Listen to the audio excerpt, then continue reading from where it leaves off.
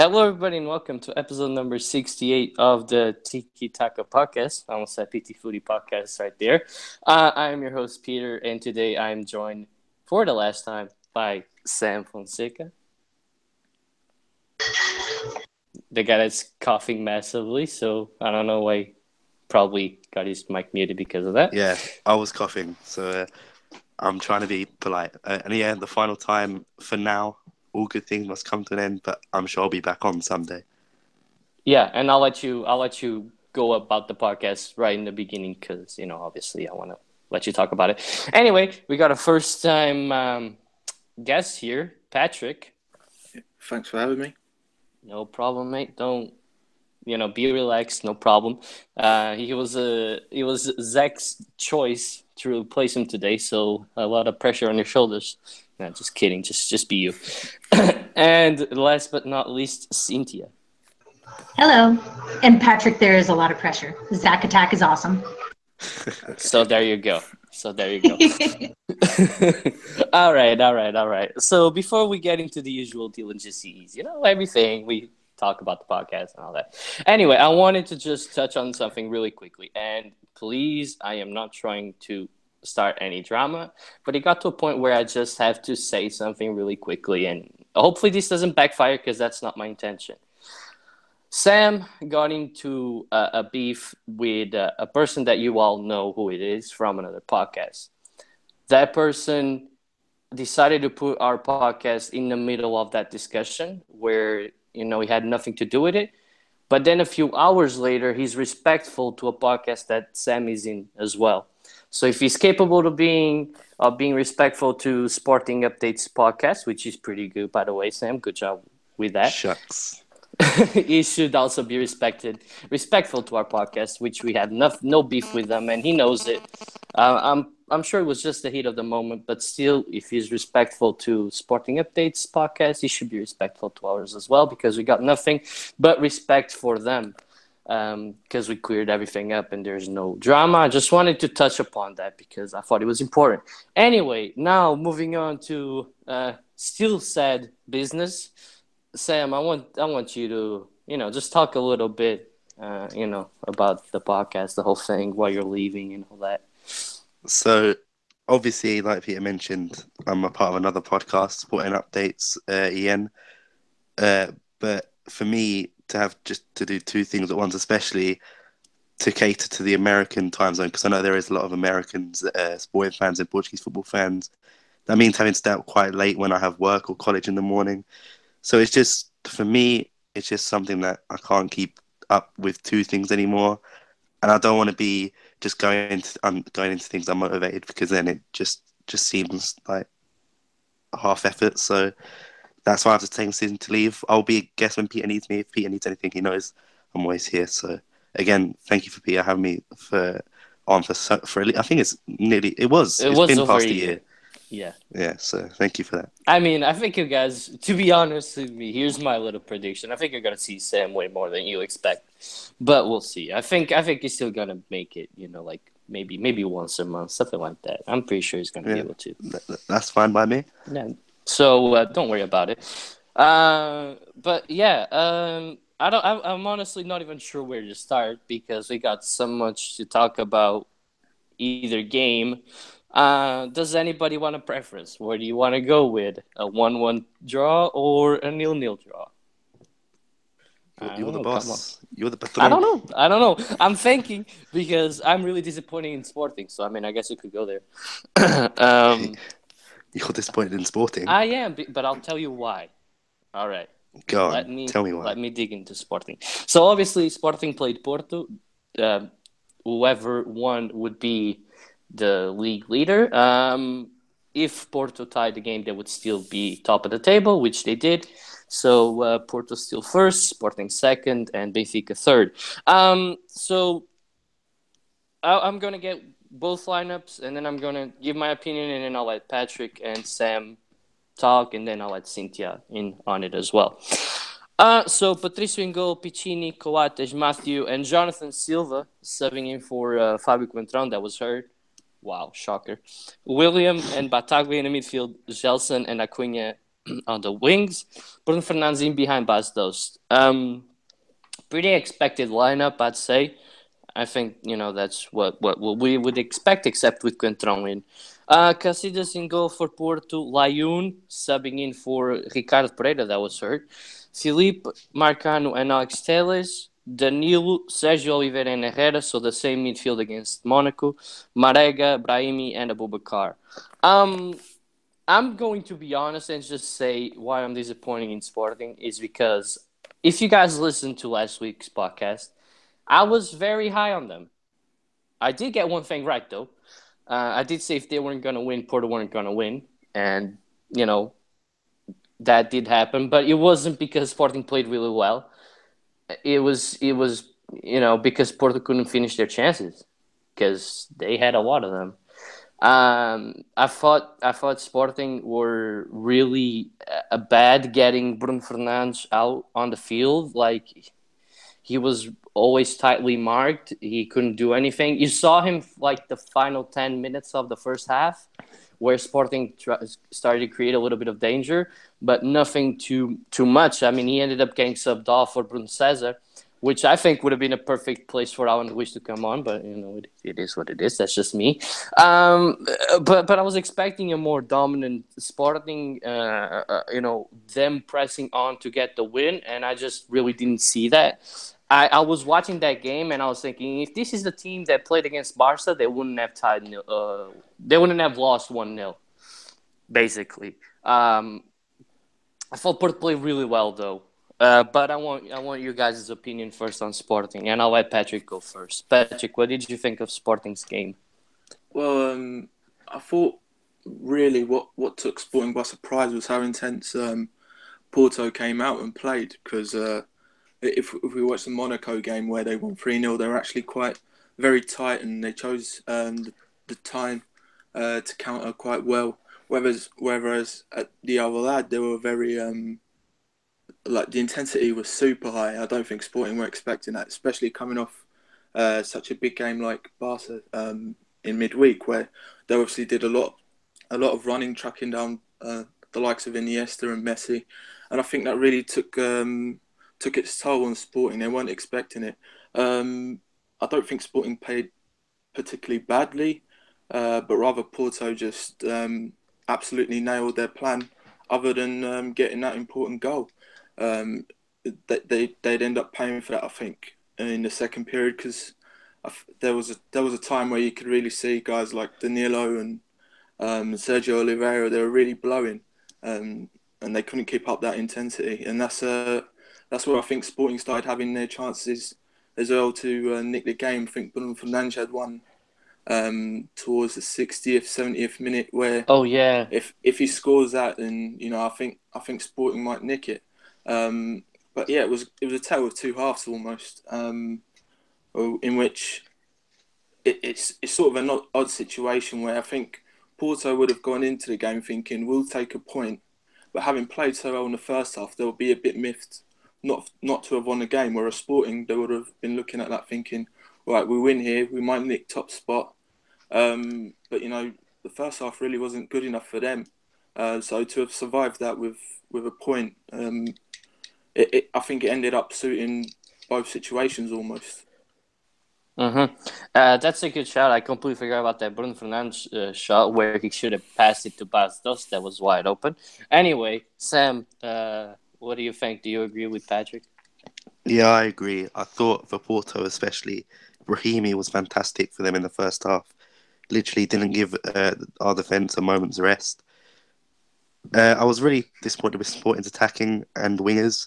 Acuna, I thought, played decently, but Gelson and Dost, I thought were just really a game, especially Gelson, because obviously Dost will have the service to score, and I feel like Gelson didn't do much of that. In terms of defence, I thought the three obviously main players were Mateo Coates and Patricio. I thought they played very well. Without Patricio's hero saves, which remind me of the Euro 2016 campaign, we would have been down at least 3 or 4. He made 7 saves that game. Obviously, some were easier than others, but especially I can think of the free kick in the 90th minute. That was a good save, and there was one. He came out for another one one-on-one. Where Yeah, that's the one. Yeah. There was this one play as well where Sporting voice should be thrown to them, but it was to Porto, and Porto took it quickly. And the Brahimi, no, it wasn't Brahimi. Who was it? So Otavio crossed it in, and then Abubakar. I thought he was definitely. I was going to be a goal, but Abubakar wasted the chance. So, like I said, Sporting. I think I would even say lucky to get away with a point. I think we played pretty poor attackingly, but like the old saying goes, the defense wins championships. So for me, the defending was, I would give it, and if we were giving it a grade, I'd give the defending an A, and if we were giving the offense, I'd give it a D. Uh-huh. And it seems to be, that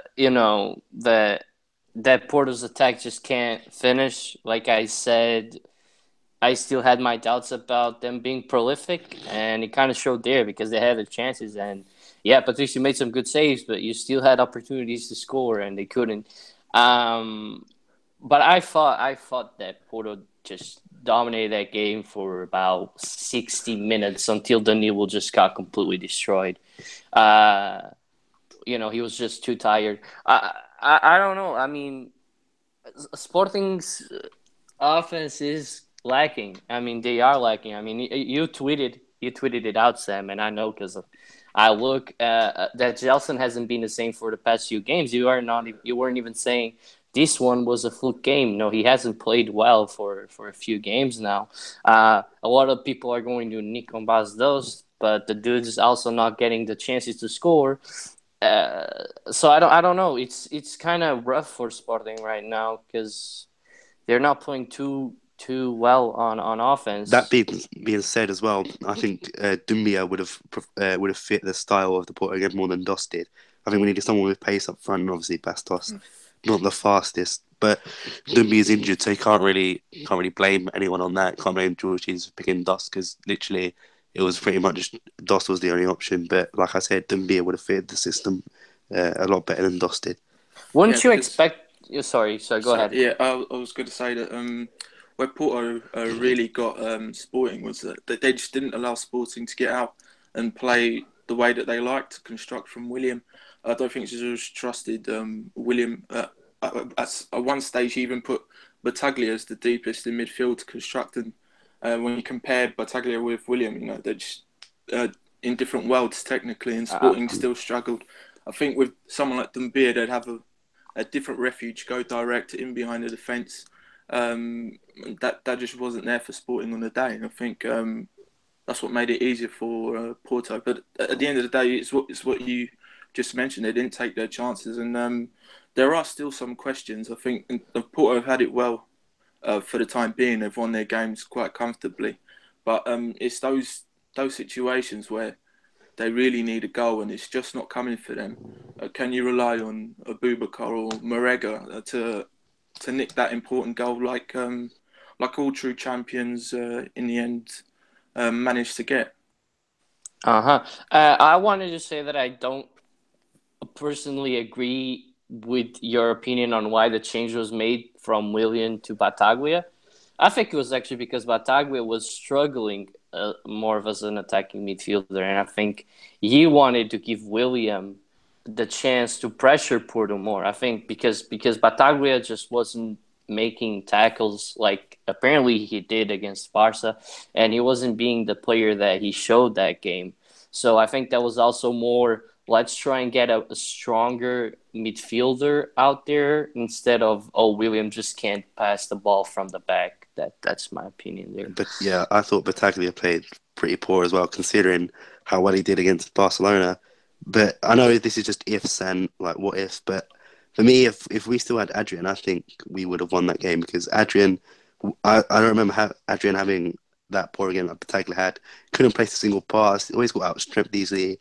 Tackling was poor. So for me, if Adrian was there, it would have been a totally different game. Last thing that I wanted to touch upon, Sporting side, we still got more time.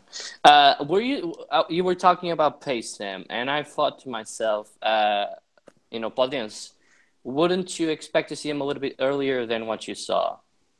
Yeah, what annoys me is so obviously 0-0. And then George Jesus looks at the bench and he thinks, who can I bring on that will change this game? Who will add pace? Who will add attacking? And he picks Bruno Cesar. And there's Alan Ruiz. I know he hasn't played the best, but we needed someone attacking, and Bruno Cesar is not that. Like you said, Podence as well. I was hoping Podence would come on in literally like the 50th minute, whatever time Bruno Cesar came on. So I just don't understand how Bruno Cesar is ahead of the pecking order when we need a goal, unless George Jesus was playing for the draw. Yeah, maybe. I'm disappointed as well not to have seen Podence play, because as you said, Gelson's been in the last 2 or 3 games, he's been a bit dim. Cunha's looking a little tired as well. So someone like Podence, who I think in these occasions, the big occasions, he really does step up to the plate. I think he's very confident. He knows his abilities, and he's the kind of player that could make something happen out of nowhere. So yeah, I think somewhere along the 70th minute, because you've got to stick to your plan in games like these, but around the 70th minute, I would have liked to see Podence enter the fold. I think Bruno Cesar come on because he's a little bit more industrious, if you get what I mean, than Alan Ruiz. I think Alan Ruiz is more likely to, in an instant, switch off, and that instant might happen to be important. I think Jesus places a lot of trust in Bruno Cesar, so I could see why Bruno Cesar came on. I don't think he did too badly. In a normal day, I'm not even sure he would have come on in place of Bruno Fernandes, because Bruno Fernandes would have had a stormer as he's done so previously. But it's just one of those things. I think Sporting really felt the fatigue set in, and it ended up being a bit of a meh day, you know what I mean? Mm-hmm. Yeah, and to add to that as well, I think Bruno Cesar also came on maybe to provide more service for Bastos, because Bruno Cesar is obviously known for his crossing. Well, excuse me, sometimes known for his crossing, and I think he wanted a more attacking, a crossing mentality. So that's probably why I brought him on as well. Mm-hmm. I would have still liked to see Alan Ruiz anyway. My personal opinion. Cynthia, I'm gonna let you talk now. I mean, did you watch this game? I mean, I gotta know. I did not. That's why I wasn't bothering. Okay, that I'm makes so sense. sorry. I know. I didn't watch the game at all Okay, that's fine. You know, I wanted to know, like, why you're so quiet. because I didn't watch. It was the 2 guys that I don't want to see. I'm not going to lie. The whole time I was like, can they both lose? Can they both lose? And then it They came out of 0-0, almost did. and I was like, this is the closest they can both lose. Exactly. That was All it. right. All I know. right. I'm so sorry. I didn't do the homework. Jeez. It's fine. We'll talk Benfica. Don't worry about Exactly. it. We got plenty to talk about them. So. Oh, God, I know. All right. I don't know. I think you've pretty much dissected Sporting. Are we missing anything on the Porto side, though? Like, that we should bring up? I mean, we talked Brahimi, we talked Danilo, we talked. I don't know. What do you guys think about playing? Playing against Lyon isn't the same again. Playing against Ricardo Pereira. How did you guys think that he played? I thought Lyon didn't play too badly. I think they would have done better with Ricardo Pereira, but I think Lyon's a good option off the bench for them as a rotation player. Yeah, I agree. He's a solid player. Play either flank, and I think on the day he did all right. I don't think there was a single Porto player that would come out of that and be disappointed with his performance. I thought they played quite well, and I don't know about you guys, but I think Porto probably have the strongest squad. What the difference between them being the strongest squad and actually cementing that with a championship is all about their mentality. I think so far Sergio Conceição has gone quite far in packaging that all quite nicely. It's just whether, because they haven't, as I've said, they haven't really had, more so in the league, they haven't had that tricky game yet where they really need to grind out a win. And I think when those sort of games start coming around, we'll get to know a lot more about Porto. But for the time being, they look really good. And dare I say it, they're edging it in terms of favouritism for the title. Mm-hmm. I mean, they gotta be at this point. Even though I still have my bet on Sporting. For No, me, I'm with Patrick. Why? Their coach is on fire. He hasn't had more than one difficult game, Talk to me about Fernand excluding Sanch. Monaco. Remember Fernand Sanch in the Nationals? Right? Yeah. Portugal, yes, but does this Sergio Conceição not remind you of that? Does he not scare you a little bit that he's pumped up, he's fired up, and he gets those players fired up? No, because I know that's what he's capable of doing. No, like I've said it last week, and I still have my opinion that Jorge Jesus is a much, much better coach when it comes to tactics. He hasn't, like, Benfica struggled massively against Braga throughout the years. Sergio Conceição comes into Braga, I don't think we drop a point there.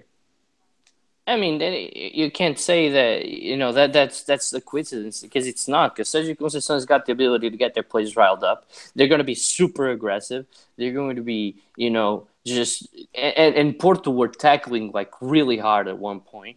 But that's the team that they're going to be. But they're just going to be physical. They're not going to make anything fancy. They got a very fancy player in Brahimi.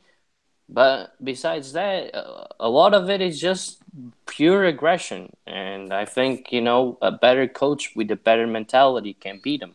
I just didn't think that maybe the game in midweek against Barca kind of went against Sporting, or maybe JJ just didn't have the right tactic because I think Sporting is more than capable of beating that Porto team. But they came out with zeros. Yeah, sure, but it's one game. They've Yep, still got it another is. one. It is, yeah.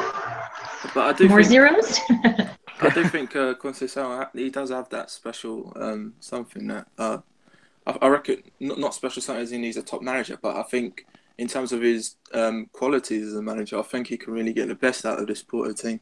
If you look at their front line, it's a bit of a, how could I say this? You've got some tricky characters in that front three. In Brahimi, sometimes he's a bit sulky and doesn't really play to his ability.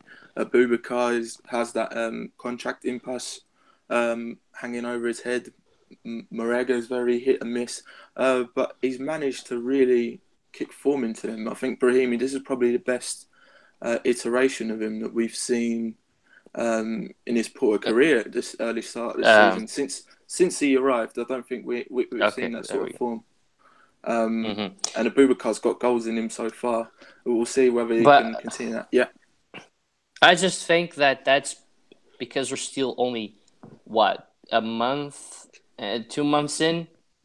I think we haven't seen enough. Like, I remember Aboubacar, and I touch this every time because it's true. I remember Aboubacar coming in for Jackson, and everybody being super excited because he was scoring and he was playing well. Yeah. And then he just started dying out. That at one point he wasn't even in the lineup. And that's what I think, Porto's going to struggle with. They're going to struggle with Marega at one point because I don't think Marega can play. Remember Marega last year, first great 6 months at Guimarães, then just completely dropped off. It could be the same thing here. You're going to be able to rely on Brahimi, on Corona, Otavio, and Suárez because those are going to be your moneymakers, not Aboubacar and not Marega. At least I do not think so. So I wouldn't be surprised if I saw some drop-off out of them because I don't know if they have what it takes to be good for a whole season.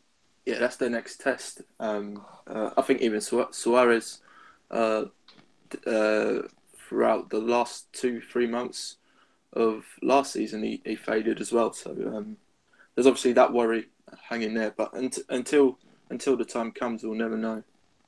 Mm-hmm. But I think that's it. I've just got one more thing. Go ahead. So, do you guys remember the play where Hector Herrera could have put Layun Sharp? Leave me alone. When he could have put Layun. About it. Yeah, everybody was tweeting about it. I don't understand how Hector Herrera makes that decision to shoot when he's got Layun. The pace of Layun, by the way, he was so fast getting on that counter-attack. He must have been so disappointed when the ball didn't come to him. So. I don't know. I just remember that I was in front of my TV and I was watching. And I was saying, pass the ball. pass the ball, and he just shot. I was like, what? And I'm honestly, I wasn't even rooting for Portugal. I didn't want him to win, but it was so obvious that I was just like, when are you gonna pass the ball, bro? And he takes a shot. Like, it doesn't make any. That's why he's not great.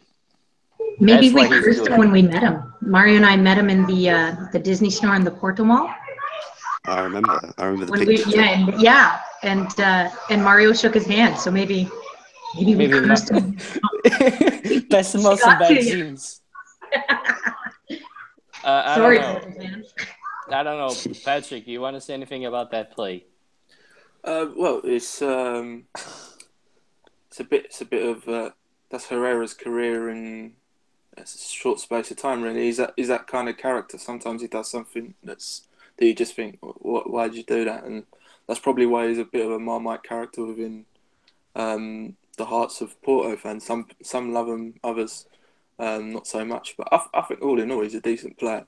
But it comes with his weaknesses, and that particular moment was a good showing of one of them.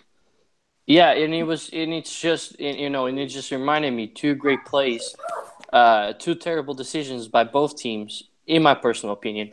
First, this one with the header that Sam reminded me of, and the second one, the Bruno Fernandes one that you mentioned, where he skies the shot, but if he squares it to Basdosti, it's a goal. So, two crucial plays, two crucial mistakes right there. It could have changed the whole game. Hmm. All right. Is that it now? I think we're. I believe so.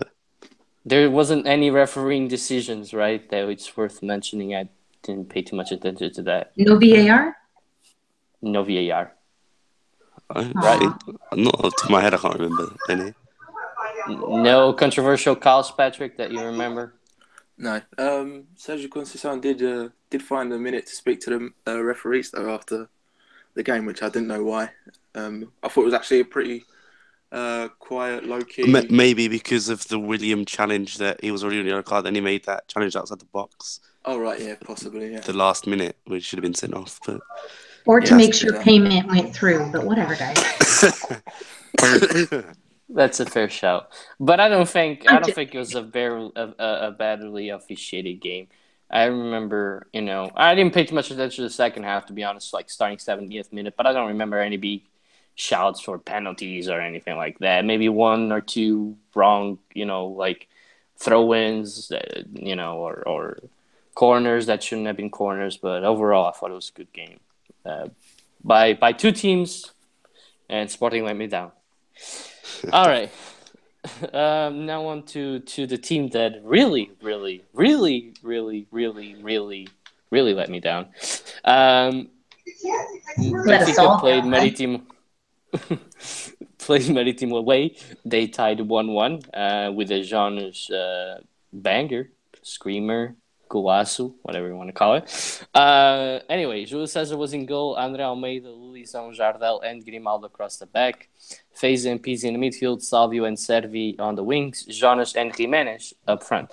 The copy paste the lineup from the Basel game, excluding I don't know who played at the right wing position, to be honest with you guys. It doesn't even matter. Salvio came in. The game starts off pretty good, right? I mean, 3 minutes in, oh yeah, big goal, and Sam even said it. Oh, I switched right away because I thought it was going to be a blowout. Yeah.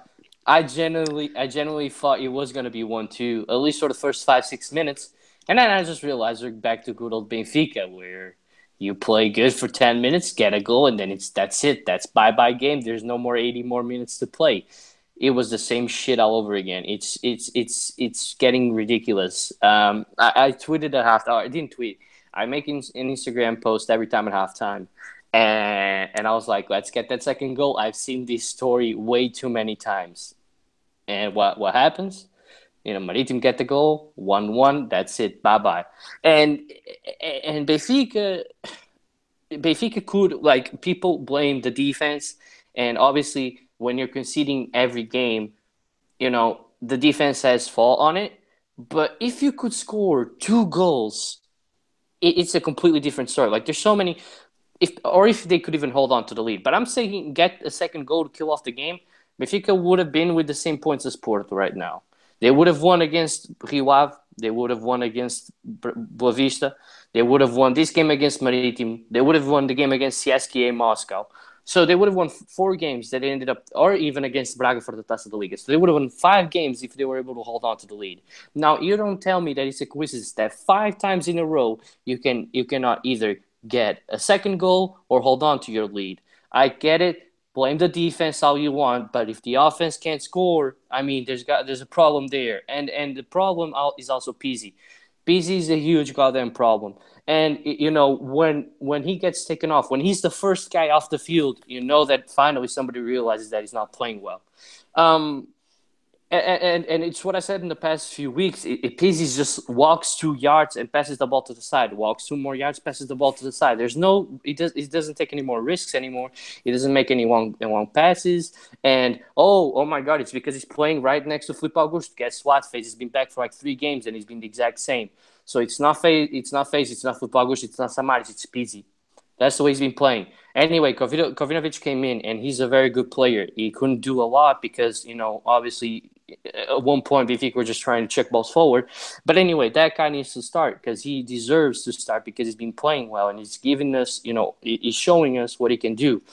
Another player that I don't understand what he's doing on the lineup is Jimenez. I don't know what Seferovic did to get off the lineup. It's the same thing. Everybody was saying, Seferovic isn't scoring. Guess what? Raul sucked his second game in a row. And he didn't even show up against Maritimo. He didn't have one opportunity. And people are always going to say, the strikers got to score goals. But I say you need to have people to serve the strikers because if you don't create opportunities, you're not going to score goals. You can expect people to do a Jonas every single week and score from outside the box or just, inside the box and score every time. Like, that's not going to happen.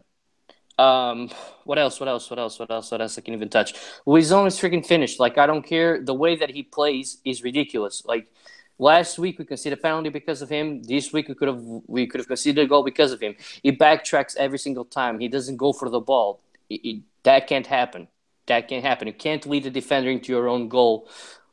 When you're literally the last man standing, you need to at least get a little bit closer to him and not backtrack as much as he's been doing. I thought Júlio César had a good game. He probably could have come out for the goal, but that's André Almeida's fault as well. So it's 50-50. It happens. These are one of those mistakes that happen. Grimaldo was invisible, but that's all right. I mean, it happens. Salvio played okay. Salvio always brings good energy. Servi was okay as well. And Jonas was good. Last thing that I want to touch upon before I let Cynthia go off. I don't understand why when Benfica needs a goal, Seferovic is the first guy off. I don't understand why Jimenez wasn't the first guy off because he didn't even show up. So that's also something that pisses me off royally. Oh, last thing before I forget. If you're winning 1-0 and you can't create chances, you don't put in fucking Filipe Augusto. You bring on Krovinovic. All right? You don't need to concede to understand that you need Krovinovic in the game. All right. I think that's it. I think my rant's over. Sorry for taking over the mic. Are you okay? Yeah, I'm okay. What do you think, Cynthia? You have a little beer or something? I'm fine. I'm fine. God. Well, we're all depressed. We're all upset. It's great. I love him. And he's old, and it makes me sad because he's getting outrun every game, and that's not fair to anybody. It's not fair to him. It's not fair to us. It's not fair to the coach. It's not fair to the team, right? Because if you're the other guys on the team and Luizão's beside you, you're like, fuck, I gotta run back and I gotta cover him, right? And then we're just gonna be open on the other side. So it sucks because he's our captain, but he's older, and who's gonna take it up? Jardel? No, Ruben Dias. Exactly. I've said it last week, Cynthia. But you want him to be captain? Yes. No, wait. He doesn't have to be because he acts See, what I'm saying is who's going to be our captain because Luizão still leads us. Like, no, you gotta see that. Ruben Dias has been, first of all, he's been at the Benfica, youth development since he's like 13. He's been captain every single, youth, whatever thing you want to call it. I don't know the name in English, so I'm not gonna say it. Youth level. Basically, thank you. Every youth level he's been in, he's been captain. He's captain of the B team, and whenever he was on the field with the A squad, right next to Luizão, he was telling Luizão what to do. So only blind people can say that we would lack leadership with Ruben Diaz on the field. I'm not saying put the armband around him. He doesn't have to have it because he's already a leader on the field. Yeah. Sorry. Then who would you give the armband to? Because I think that's what's holding them back. Don't you think? Like, what else can hold them back? You could give it to Almeida. You could give it to Jardel. You could give it to Feza. Jonas. I would say Jonas, yeah. But again, Salvio? all these guys are Even older. Salvio. Like, goddamn, how long? You know what I mean? How often do we got to swap captain bands? Why You do know? you need it? Then just give it to your young guy. Yeah, exactly. That's what I want. Okay, then But just give it. my Just give it choice for to. captain is gone already. Not such. I would have loved him there forever, but no. Just We put need on. Give Servi the armband. There you go. That's done. Servi. Yeah. Why not? He's got the worst dancing gift. Fine. I guess you can't go off of that, but fine. He's a very good. Gives his heart out to the team. So if you want to give a youngster, He does. if you want to give the youngster, there you go. But I would personally go with like somebody like Salvio or Andre Almeida or Jardel or whoever the hell they wanted. I don't think the armband is the issue. I think the issue is Vitória doesn't have the balls to take off Luizão. I don't agree with you. I don't know why. I just don't agree with you. That's fine. I think RV does. It's just, it's goddamn Luizão. You know what I mean? Actually, there was a game. I don't want to lie about which game, but it's within the last two games that they played. Not this Marítimo one, but within the last two. He ran back, and he was outrun by the other guy on the other team. However, when he was outrun, he outperformed the other guy. He outmaneuvered him, and I was like, that's what his experience is. But it's not enough. You can't count on it. Yeah, you can't count on it every time. So. And then I think that's the game that we lost 5-0. So maybe it was Basel. God damn. Yeah, it was probably that. And he is an issue. And I'm not one of those calling for Vitória's head. Because I've said it last week, but a lot of people missed the podcast, so I got to repeat myself, especially for Sam to hear. He's got this... Yes, Sam. No, because he's one of those I'm that with knows... Victoria in. Of course. I'm here. Not because of why he's. Well, I'm doing BDC bad. and KJ in forever. I just hope. Never mind. I'm not going to tell you. No, I just don't blame. I wouldn't blame Rui Victoria for what's happening to Benfica. I blame the president instead. If I was Benfica, anyway. Thank you. Me too, buddy. I'm with you, so. I have a lot of blame to put on Rui Vitória, but I've said it. But what I was going to say is that I've said last week that he put a team play really well for the 3 and for the Tetra. Those teams eventually played well. They might have not started well, but they played well. So if he's got the ability to put those two teams together and play well, he can put a third team well, and play well together. I just don't think he's found his lineup because he's being really freaking stubborn. But is it him or is it LFV? You can't blame Luis Vieira for whoever he starts.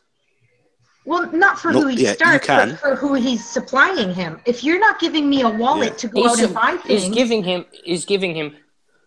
Excuse the defense. He's giving him the players. He's got players to win. You realize that defense wins championships. Sammy said that a bunch of times. I heard Sammy. Listen, I agree. But the truth of the matter is, if you can score 2 goals per game, you're going to win every single one of them, or like 99% of them. We didn't do that last year, or the year before. We've been winning by 1 goal. Yeah, because we could hold on to the leads. Now we just need to be more aggressive, and we have the players to be aggressive. First of all, you have the 3, or you have 2 strikers that every team would like to have in the league. Who's that? Seferovic and Jonas. Everybody would like to have him.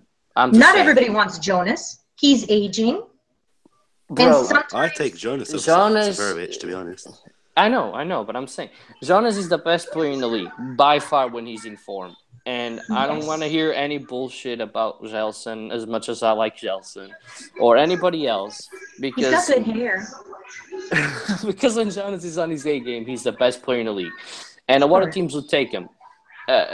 And the only issue is that our attacking midfielder, the central piece of the offense, isn't playing as an attacking midfielder, but more almost as a defensive midfielder. Like a No, you're right. ball. Just playing the ball around.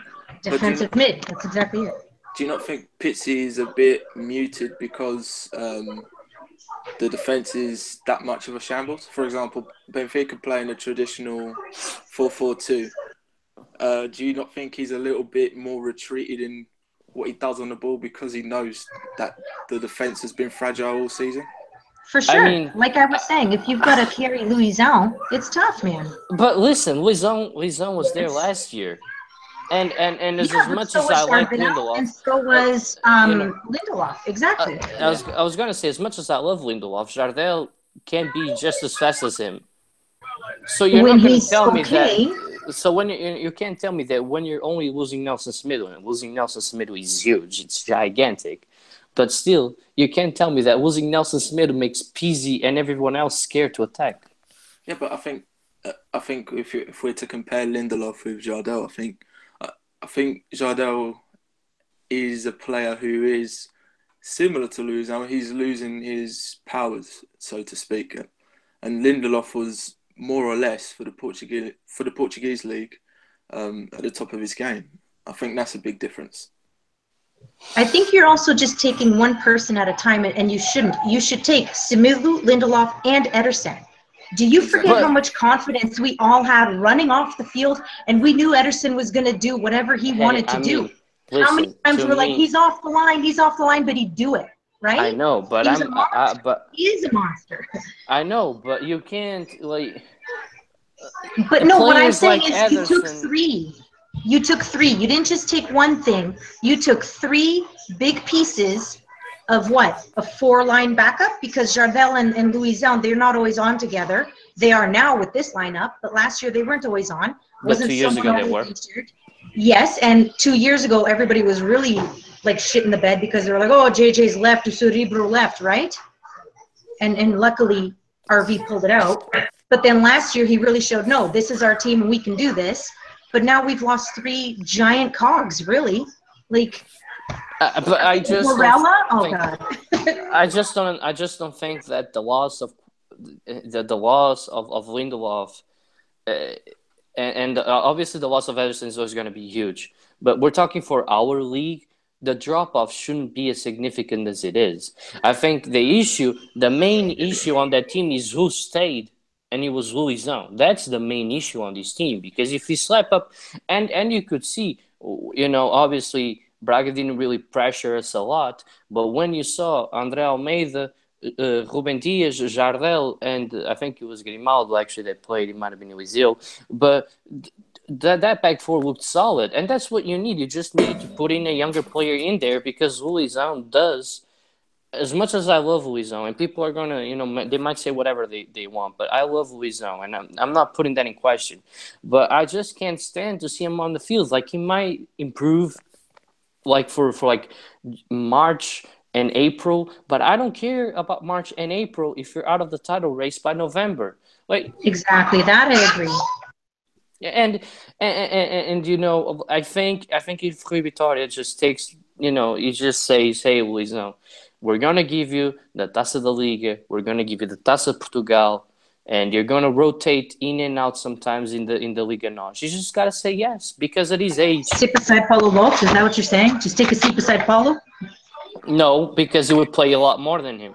He would still probably play like 25, 30 games or something like that. So just ease him out of the lineup. But I've been saying this for like 2 years. Yeah, you have.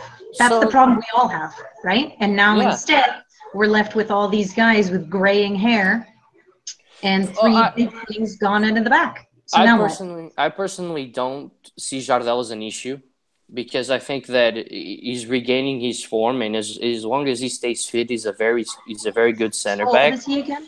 So I think he's 32. I think so. He's not too old. He's not too old for a center back. But right? What does everybody say? Once you're starting to hit 30, we're starting to push it. But he's much better than Lisandro Lopes, and Lisandro's 28. So you don't want to put Lisandro. Well, I wasn't going to compare that, but yeah. Well, no, Lilo's a different machine. That's a whole different problem. So I mean, the one thing that I take of as a positive is that Wish Vieira said that we can go to the market in January if we have to, and I think we have to. And why is he saying if we have to? That's my problem. Clearly, we need to. Obviously, but he's just not going to go outright and say it. That doesn't really inspire confidence in the players as well when you say that. No, but the way that he said it was different. Because, but you know what? There's a problem. No, but listen.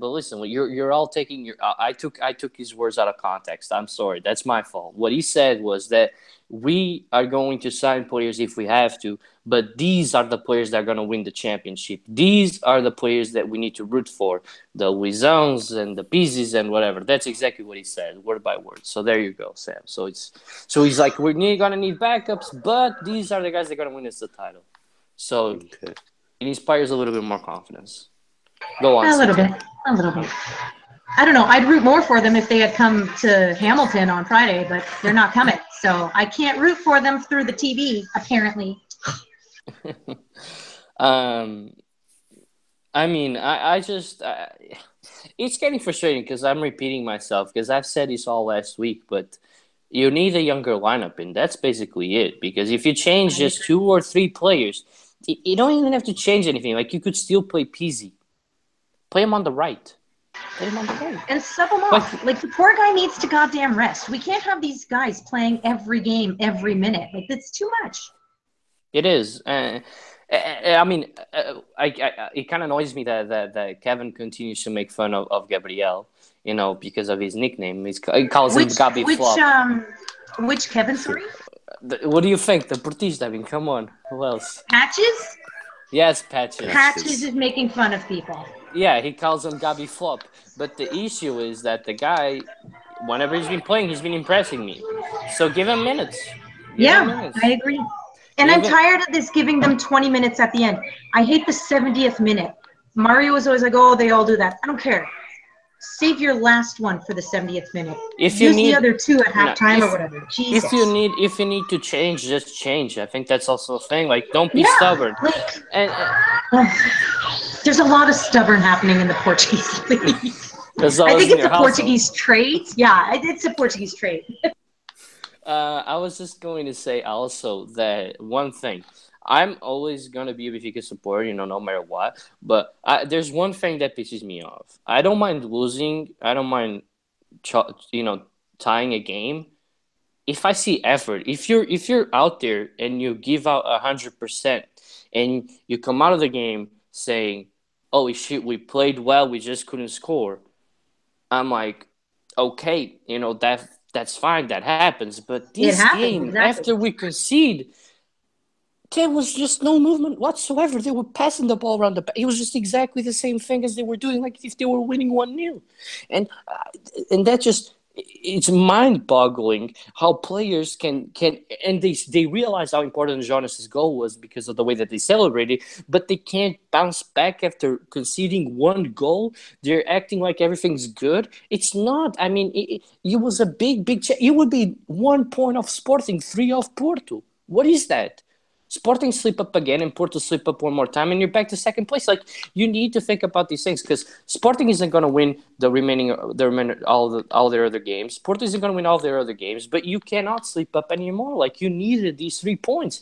And I know playing at the Madeira is difficult. Playing in a pitch like theirs is difficult. But when you're just not seeing any type of effort, that's where it gets me. Like, if you saw Pizzi go forward and shoot and the ball wouldn't go in, you go wide, he hit the post, whatever. If we saw crosses and we the players got headers in and the goalkeeper made great saves, okay, that's fine. We couldn't score, but there wasn't any effort. I think Benfica didn't have more than like 5-6 shots in the game, and you can't play like that. You need to give out your all. That's all we ask for in the end. Like, we're not asking you guys to be world beaters and just destroy everybody or win every single game, but just go out there and earn your money. Like, and do the shirt proud. Really, do the shirt proud. Yeah, exactly. I No, don't they all know. look tired. I agree with you. It's weird. They all look exhausted. They look how I feel.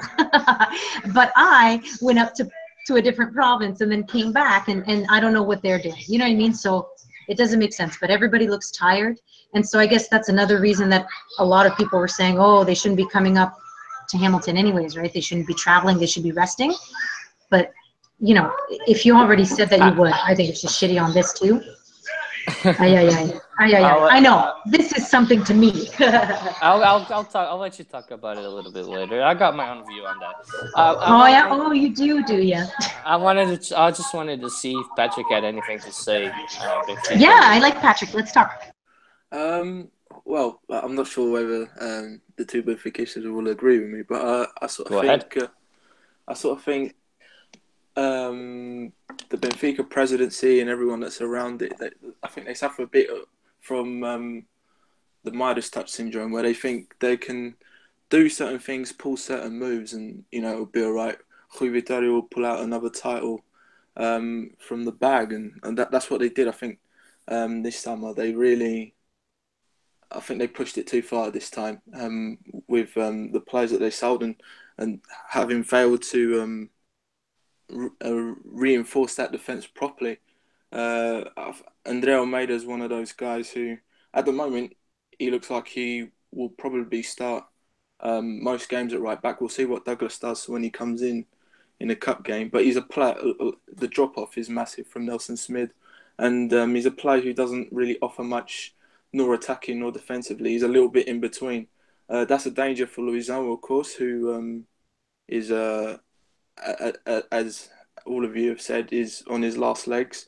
And Luizão really struggles down that corridor when players come at him. A lot of the time, he's isolated by himself, and that's something a lot of teams are beginning to target.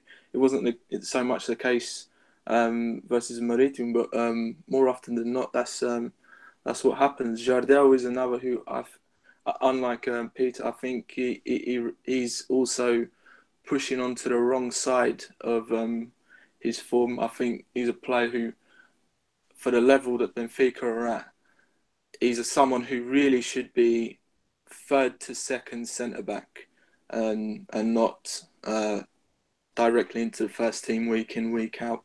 At the moment, I think Benfica find themselves in a tricky situation where they could really do with someone, for example, like Renato Sanchez suddenly bursting through the first 11 and re-energizing the mood somewhat. But I don't think it's something that Benfica have done in the past, but it's a lot harder for Rui Vitória to implement that sort of change in the form that Benfica are in. I haven't seen Benfica in this kind of form in a long, long time. But yeah, they certainly need some form of inspiration. I think Rui Vitória you're right. He is a bit stubborn sometimes. I remember one episode with Nelson Smith. He came into the team. He was really good. He had that injury. I think this was Rui Vitória's first season. And Yeah. then once he was fit, I really couldn't believe that he couldn't get back into the team over Andre Almeida. Yeah. And when he did, he showed what he showed. He's at Barcelona now and proving to be a success. I just wonder whether I don't think I'm not putting all of your faith into Ruben Dias, into saying he'll be, a massive success like Lindelof, but maybe he can bring something to the team, or certainly improve it a little bit from what Luizão or Jardel can offer. I think Rui Yeah. Vitória has to find something. He has to whip something up. But of course, as I said, it is very difficult to do that when the results aren't there, and his Mm-hmm. reputation is well and truly on the line at the moment. It is, but at least he's got one thing going for him, and this is what I truly believe, that he still got the players if he wants to make a change. And also, what I wanted to say, Ruben Dias, about Renato Sanches, and everybody was like, once this guy gets into the lineup, he's not living it. He's a very good player. And we saw how that turned out. I'm not going to say the same thing is going to happen with Ruben Dias, but that's what a lot of people are saying. And you could see the talent there. So what really just annoyed me, and I mentioned this last podcast, is how you leave Jardel out of the lineup last week against Passos and Ruben Dias starts. And then all of a sudden, he's not even called up to the Champions League game against Basel. I mean, why would you do that? If you were going to play Jardel, you should have played him against Passos, not Ruben Dias. So, even his escape from the lineup is ridiculous because he was playing well and he should have stayed there. That's why I don't understand, the switch. And at least he's got players. Like, he's got Diogo Gonçalves. I still believe Gabriel can be a good player. Rafa could be a good player if they finally played his way because Rafa, oh my God, how would Rafa thrive at Sporting? Like, unbelievable. And there's other players. So he's got the players. He just needs to set up the team. Like, that's the thing. Like, I don't think he's setting up the team well. Even if the defense is gonna end up shaky, as it's always going to be, if Douglas is an upgrade over Andre Almeida and he's a more attacking player, a little bit, just a little bit better than him, that's how he needs to be. And if Ruben Dias is a solid number two, either to Luizão or Jardel, that's good. You got Grimaldo. And if Grimaldo recovers from his stupid-ass defensive form that he can't defend for some reason, you still got Feza. If you put in Krovinovic, you got Krovinovic. You got Pizzi on one side, Servio or Zivkovic on the other, Jonas and Seferovic, and you're talking about a very solid lineup. Throughout the whole team, there's youth in there mixed in with older players, and that's what they need. They just need to trust some of these younger guys and just give them more chances. Like, for example, you're playing against let me think of a team. Why can't like Estoril? If you're playing against Estoril, like, just start Gabriel. Like, what's the worst thing that can happen? Like, start giving these guys some more minutes and some more chances, and some of them can thrive. Like Diogo Gonçalves, we all know what he can do. Give him more time. You want to play Rafa? Fine, play Rafa. Play him as a free player. Play him as a vagabundo, as they say in Portuguese, right? Like a bum, like everywhere on the field. Let him do the diagonal passes that he's so good at. Utilize his pace. Don't just leave him on the wings. Like, there's so much that you can do. Like, I truly believe Benfica has at least three very good wingers that everybody would really like to have, even as a bench player, in Zivkovic, Chervi, and Rafa. Yet they're not being utilized that way. Like, it feels like Benfica is a monotonous team when they're not. They have the talent. They have good players. And you saw them thrive at points, during the game. Like, you can see like 10, 15 minutes out of a player and say, this is what I want to see every game. Now, why that isn't happening, I don't know. Like, Rui Vitória needs to maximize their potential. And there's one thing that I've realized is that Rui Vitória has not sold a winger besides Gaetan, if I'm not mistaken. So if there's one thing that you can point out is that it doesn't really improve wingers that much. I don't think, I mean, you can count Gonçalo Guedes, but Gonçalo Guedes only got sold when he moved into the middle. So the wingers are very tricky for Rui Vitória, but if you have such good players as at least Zivkovic has the potential to be, and as Rafa or Servi are, you can do something else. And this team lacks ideas, and it shouldn't, because they got the players. Even if you don't, like, you even got João Carvalho. Give João Carvalho some time. Like, you have the players. You have so many good players. That's why I'm saying, even if the defense struggles, the attack should be able to overcome the defensive struggles, because you just have so much talent. Like, I honestly truly believe that Benfica might have the deepest squad in the midfield going forward, because there's so many options. The players just aren't, they're not just playing as they should be playing. That's honestly my take on Benfica, to be honest. And that's where Rui Vitória has the blame. On the topic of attacking players being decisive, you touched on Zivkovic, who's certainly a player I think, if I were in charge of Benfica, for example, he's one player I would certainly be playing. I think under the right orders, he's certainly a walk-in transfer fee, a big one, like Lindelof and Semedo and others. He's a talented player who I think deserves the opportunities. He pulled up good numbers last season, playing sporadically, which is tricky for some players to patch that sort of form together, but he did it, and I think he's overdue a good run in the team. And one player who I think Benfica will miss a lot and have missed a lot is Mitroglou, because there are certain situations like Marítimo, where you need that goal to turn it around. It's a little bit of what I touched upon with Abubakar and Marega at Porto, whether they'll be able to turn those games around, turn those draws, those losses into desired results. I'm not sure whether Benfica have that ability like they did in Mitroglou. I think Jonas is a fantastic player on his day, but when things aren't going his way, I think he can show a nasty streak, if you know what I mean, and blow his fuse really quickly. Jimenez has got it, but his form is a little bit hit and miss. And Seferovic's goal scoring record isn't very famous. So I think Benfica will miss Mitroglou massively, as they have done. Yeah, but I just want to touch upon again the Mitroglou thing before Kevin pisses me off again. Mitroglou publicly said that he wanted to leave. I don't care what the reasons. If he says that he wanted to leave, that plays part. But anyway, I do think that Seferovic's goal scoring tally isn't great, but what he was doing was more than enough. And the team started to struggle going forward, much because the midfield wasn't working, not because the strikers weren't scoring. Like, I would have understood the switch from Seferovic to Raul if Seferovic was getting, I don't know, 2 chances per game, where he should have, done better. You got 2 chances, you can do better than that. And I'm not even saying goals, but like, make good chances. But that wasn't happening. Like, I don't understand I defend strikers quite a lot because their job is very difficult. And Seferovic is a player that helps everywhere on the field, much like Jimenez. And if Jimenez isn't also getting the opportunities, then that means that the midfield isn't working and not the strikers. So I think we got strikers capable of scoring. It's just a matter if they can get the ball too. I love Mitroglou. You guys know that. I have a jersey with his name on the back. So but I think that if given time, Seferovic could kind of be like him. Never like him because he's not an actual box striker, but he could score important goals for us too. I think we got good players. There's just not. I don't know.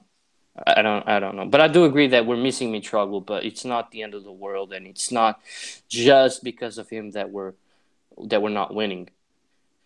Yeah, there's various reasons as to why, but I do think I'm just not entirely convinced with the setup in certain areas for Benfica. But I haven't been convinced in the past, and Vitória has managed to do very well with the situation. He hasn't done so far, but I'm not one of those who to rule out Benfica just yet. I think it's way too early in the season for that.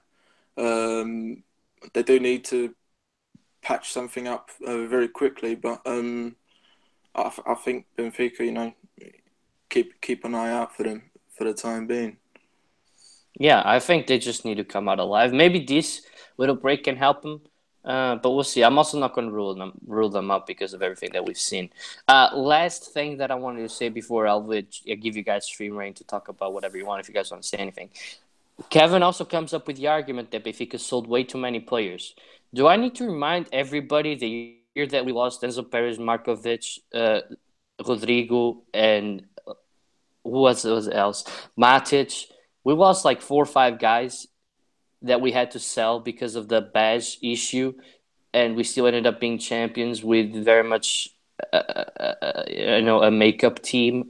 So I think we also lost Garay as well. Talking about like 5 players, this isn't new to Benfica. The newer issue is that the team just isn't playing well, and this team gives me shades of Kike Flores. That's what's scary. Not Kiki Flores, no. But it's true, it does. So this is that's what worries me. But anyway, I don't know. Is there anything you guys would like to talk now? I mean, I think we pretty much covered Benfica, covered Porto. Anything you guys want to talk about?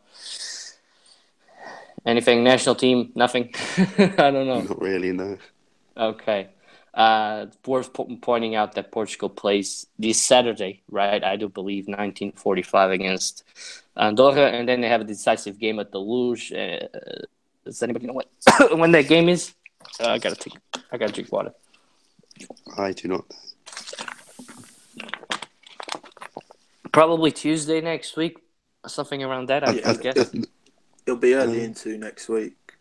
Yeah, Probably Monday or Tuesday. I can't remember. Yeah, so probably Tuesday. Podcast should come up after that game anyway, either Tuesday or Wednesday. Anyway, I wanted to end the podcast with the little piece of news that I said that you guys would have to wait until the end of the podcast to hear it.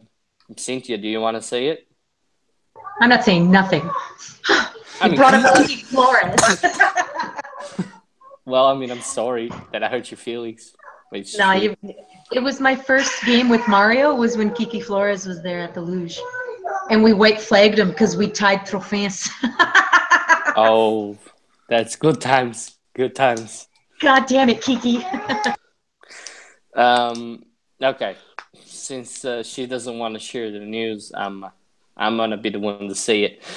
So I'm not sure how we're going to set up quite yet. Obviously, there's 2 official members, or it used to be 2. Now we're going to be 3 because Cynthia has decided to try and join us full time on the podcast, basically. Hey. And I won't be Kiki Flores. Huh? So she said, like, oh, I can call Mario. He can get the kids, and I'm going to do the podcast because you guys need a woman. And I'm like, yeah, sure, that's fine. I mean, they assert I didn't say you need a woman. Yes, you did. Yes, you did. You said you needed a female voice. I said female voices are useful, and sometimes you need that. I didn't say you need a woman. Of course you did. Of course you said it. You might said it need a a different woman. way. Anyway, so yeah, I'm not sure how things are gonna go forward, but Zach is gonna be the guy. He comes in and out, quite solid, quite good, and Cynthia should be joining me every single week. We'll see. I wanted to thank you, Sam, personally for over the year that we had. It's really, really sad. It really saddens me that you have to go. Like it does. It hurts me bad. But I understand your point of view, and I understand what you want to do, and I can't blame you for doing it. I just wanted to thank you for always being nice, for always being unbiased, for always being funny, for always being, just so respectful, so nice, and, just a good friend overall. Is this the same Sam that's on right now? Yeah, it is. Nice and unbiased? Okay, sure. Because he is on the podcast. He is. On the podcast. Yes. Okay. Yeah. No, you're right. On the podcast, he is. It's on Twitter where he gets salty. Exactly. That's why I'm talking about the podcast. I'm not salty. I am just very funny. You are bacalhau. Are you kidding? I'm not salty anymore because Sporting are winning. Of course. Last year, you were super salty. And now the roles are reversed. I am not salty on anymore. All right. Do you want to say any last words? I mean, you kind of spoke in the beginning. I don't know if you want to repeat yourself or just say anything new. It's not a goodbye. It's just, temperate. I don't know what I'm trying to say. I don't know. Temperate. I think we're still going to see you. So I think we're still going to see you quite often. So, we got that going for us. And I also wanted to thank Patrick for coming on. I thought you did quite well. I'm sorry I didn't give you a lot of time to speak, but I thought you spoke quite well from the time that you had. And, I thought you did really well. Yeah, thank you. Me too. Way to go, Patrick. Thanks. Bro. It's a pleasure to be on. So, thank you, Patrick. Thank you, Sam, for the wonderful year. Welcome, Cynthia, to your new adventure. And we're going to be back next week. We're going to be talking national team. I mean, even if I feel like it, to be honest, I don't even know. Probably yes, because we got to talk about the Switzerland game, because that's the big game. See if we go through or not to, straight through to the 2018 Euros World Cup. There we go. Anyway, this is me signing off for everybody. Thank you, Sam. Thank you, Patrick. Thank you, Cynthia. And we'll see you guys next week. Bye-bye.